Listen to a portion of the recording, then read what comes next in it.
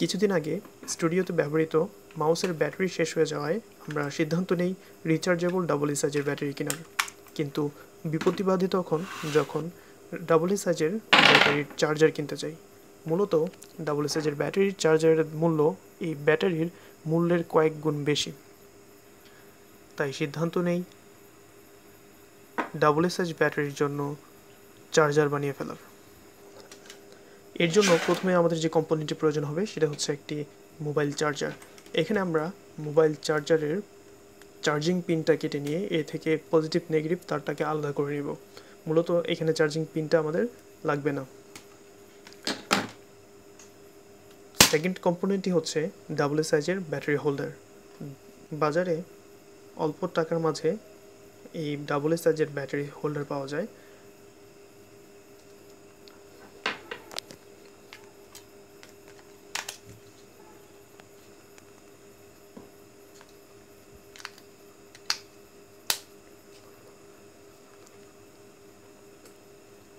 প্রথমে আমরা volt metre দিয়ে মেপে নেব আমাদের চার্জারের আউটপুট ভোল্টেজ, অর্থাৎ চার্জারটি সঠিকভাবে কাজ করছে কিনা তা আমরা ভোল্ট মিটারের মাধ্যমে মেপে নেব।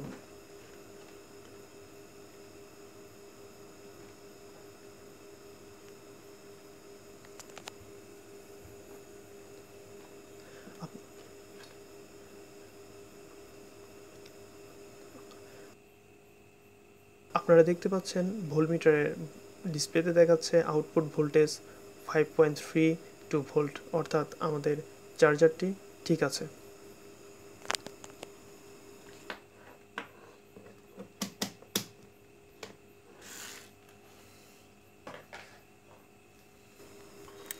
এখন আমরা আমাদের প্রয়োজন মতো যে কোনো একটি বাক্স নিয়ে নেব কাগজের, যে বাক্সে আমরা আমাদের চার্জারের সার্কিট,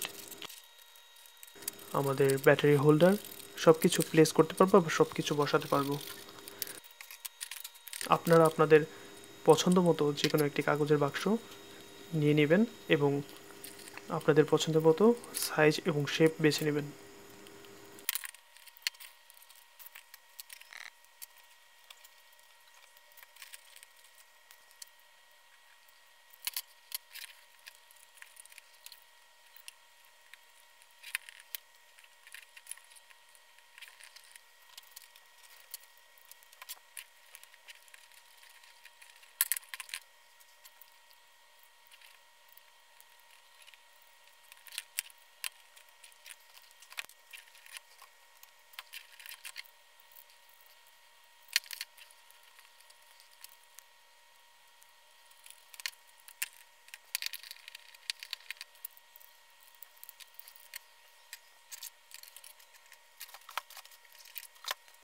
আচ্ছা, আমাদের সার্কিট কানেকশনটা একদম সহজ। এইখানে একটা পজিটিভ নেগেটিভ সোল্ডার করব এবং এই পজিটিভ নেগেটিভ ওয়্যার দুটেই আমরা এইখানে প্লাগের সাথে সোল্ডার করে দেব।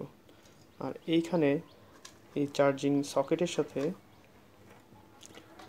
যে দুইটা তার আছে এই দুইটা তারে এই চার্জারের আউটপুটের সাথে আমরা সোল্ডার করে দেব। সো এটাই হচ্ছে আমাদের একদম সিম্পল সার্কিট। এই দুইটা তার এইখানে সোল্ডার, এই দুইটা তার এইখানে সোল্ডার।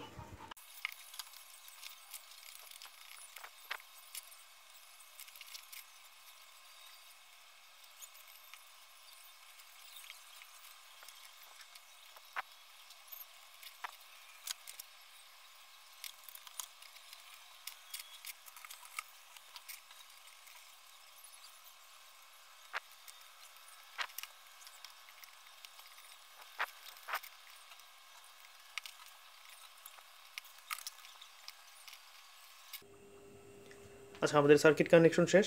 সার্কিটটা কানেকশন একদমই সহজ। এইখান থেকে পজিটিভ নেগেটিভ ওয়্যারের মাধ্যমে এখানে দুটো ওয়্যার কানেক্ট করা হয়েছে, সোল্ডারিং করা হয়েছে। আর এইখানে ব্যাটারি, এটা ছিল যে চার্জারের ইনপুট। অনেক চার্জারের ক্ষেত্রে এ ধরনের সমস্যা নাও থাকতে পারে, সরাসরি ইনপুটে তার সংযোগ থাকতে পারে, সেক্ষেত্রে আর কোনো হ্যাসেল নাই। আর যদি তার সংযোগ না থাকে তাহলে কেটে নিয়ে আলাদা করে তার লাগিয়ে নিতে হবে। আর চার্জার ইনপুট পার্ট শেষ। আর আউটপুট যে পার্টটা ছিল, এই চার্জার আউটপুট পার্টটা আমরা জাস্ট আমাদের ব্যাটারি হোল্ডারের তার সাথে কানেক্ট করে দিয়েছি। আর কোনো কিছু না, একদম সহজ কানেকশন। ব্যাটারি চার্জারের ইনপুট কানেকশন এবং চার্জারের আউটপুট কানেকশন। চার্জারের আউটপুট ব্যাটারি হোল্ডারের ইনপুটের সাথে কানেক্ট করে দেবো। এটাই হচ্ছে আমাদের সহজ সার্কিট কানেকশন। এখন আমরা কেবল ডেকোরেশনের কাজটা করব।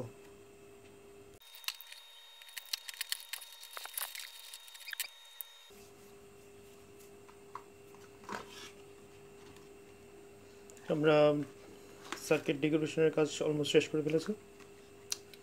এখানে আমাদের চার্জারের ইনপুট পার্টটা রেখেছি, আর ভিতরে চার্জিং সার্কিট, আর এই পাশটাতে পেছনের পার্টটাতে আমাদের ব্যাটারি হোল্ডারের পার্টটা রয়েছে। একটু পর আমরা আমাদের মাল্টিমিটার দিয়ে ভোল্টেজ টেস্ট করব যে এখানে আদৌ লাইন ঠিক মতো আসছে কিনা, এবং ফাইনালি আমরা ডেকোরেশনের দিকে এগিয়ে যাব।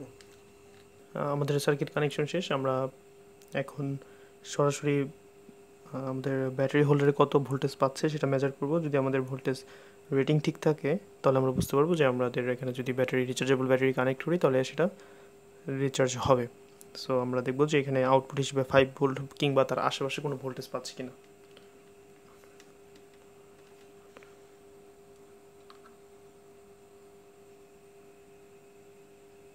আপনারা মিটারে দেখতে পাচ্ছেন 5 পয়েন্ট সামথিং ভোল্টেজ দেখাচ্ছে, ডিসি ভোল্টেজ।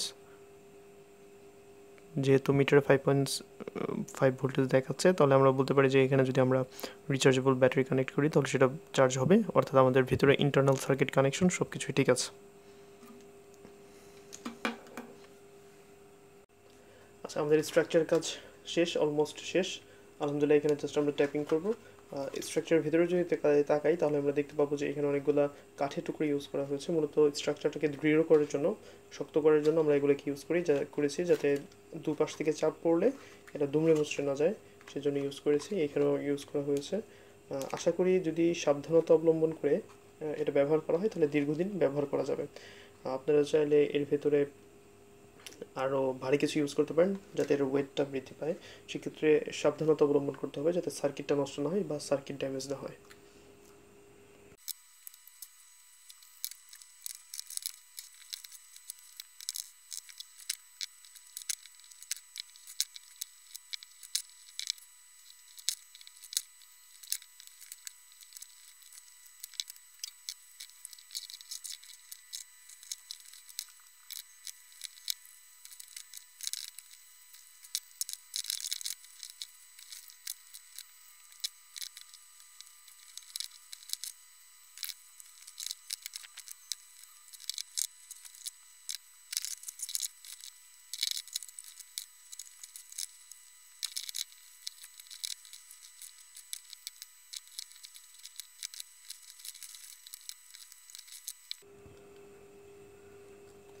আচ্ছা, এটা হচ্ছে আমাদের চার্জারের আউটলুক। আমার এই প্রজেক্টের ক্ষেত্রে খরচ হয়েছে অলমোস্ট 150 টাকার মতো। 100 টাকা চার্জারের ক্ষেত্রে যদি ধরি 100 টাকা, আর এই ব্যাটারি হোল্ডারটার দাম অলমোস্ট 30 থেকে 40 টাকা। সেই ক্ষেত্রে অলমোস্ট 150 টাকা কম বেশি খরচ হয়েছে এই প্রজেক্টটা বানানোর জন্য। সো সেই ক্ষেত্রে পার্সোনালি আমি স্যাটিসফাইড এই প্রজেক্টের ক্ষেত্রে। কজ অফ আমি যদি একটা রিচার্জেবল ব্যাটারি চার্জার কিনতে চেতাম তবে অলমোস্ট আমাকে 1500 থেকে 2000 টাকা খরচ করতে হতো। সেক্ষেত্রে মাত্র 150 টাকা দিয়ে যদি সেম চার্জার বানিয়ে ফেলা যায় তাহলে আমার মতে খুব বেশি একটা খারাপ হয় না। আর এখানে যারা চাবেন, কেউ যদি আগ্রহী হন, তাহলে এইখানে আপনারা ডিজিটাল মিটার অ্যাড করতে পারেন, যেখানে ভোল্টেজ এবং কারেন্ট রেটিং দেখাবে, যদিও এটা ম্যান্ডেটরি নয়। যদি কারোর আউটলুক সুন্দর করার প্রয়োজন বোধ করেন তাহলে এটা করতে পারেন, আদারওয়াইজ এভাবেই কাজ হয়ে যাবে।